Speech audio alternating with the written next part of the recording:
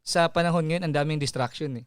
Tsaka ang daming pwedeng opportunities na akala natin para sa atin ba. Kasi minsan nakakalito din dahil syempre mas mahirap yung panahon ngayon eh.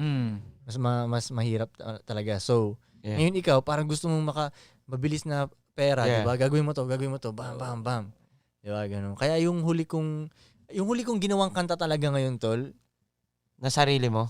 Na solo ko lang. Hindi yung sa amin ni YB kasama na din doon yung dama yung sa amin ni YB. Kumbaga parang maano mo talaga, ina si Kuy bumalik siya sa motherland niya. Parang gano'n ulit talaga. Kumbaga. Pero ang natutunan Kumbaga din, parang yung ano mo yun, basta nilabas ko yung ganun parang ganun sa akin. bumalik ka talaga. Nice! Training day mixtape! Yes, sir. Kaya pala training. Parang babala yung sinabi. Training day Parang semi-warning yung ano mo doon ko. Hindi lang rectang warning. Diba? Diba? Pero kasi parang naano ko eh. Ewan ko ba't ba ako, teka lang, iniisip ko kung bakit ako napabalik sa ganun eh. Yun Hindi ko talaga ang hindi- energy hindi ng ko 2024. Hindi ko maalala kung bakit, anong nangyari. Pwede ba ako mag-suggest ng kung bakit? Malamang mali ka, pero go. Malamang mali ako. Suggestion lang to. Malamang mali ako pero suggestion lang to. Bakit nagkaandaloko-loko na yung cash out? Hindi. Hindi. Yung isang business ko. Oo. Hindi eh. Kasi ito, may isi-share ako to, tropa ko, kuya. Sabi niya sa akin kahapon.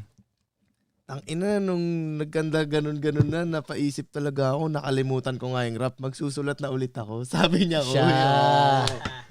Abangan yung $1 to peso. Bakit? Yes, sir! Babalik niya yan. Siya nakomportable talaga siya sa isang Nakomportable talaga negosyo siya, eh, no? oo. May isa kasi kaming diskarte sa isang business. Tuloy-tuloy Na yung pera okay talaga. Okay talaga. Puta, binitawan na ni D2P yung lapis at papel eh. Oo, wala na.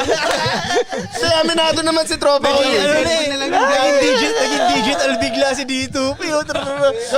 Doon lang siya sa kwarto. Diskarte siya ng diskarte lagi.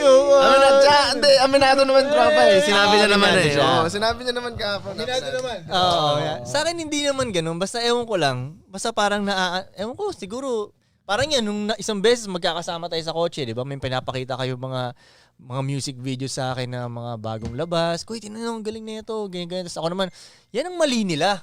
Sila hindi nila maintindihan. Ba't mali nila? Iniinis nila ako.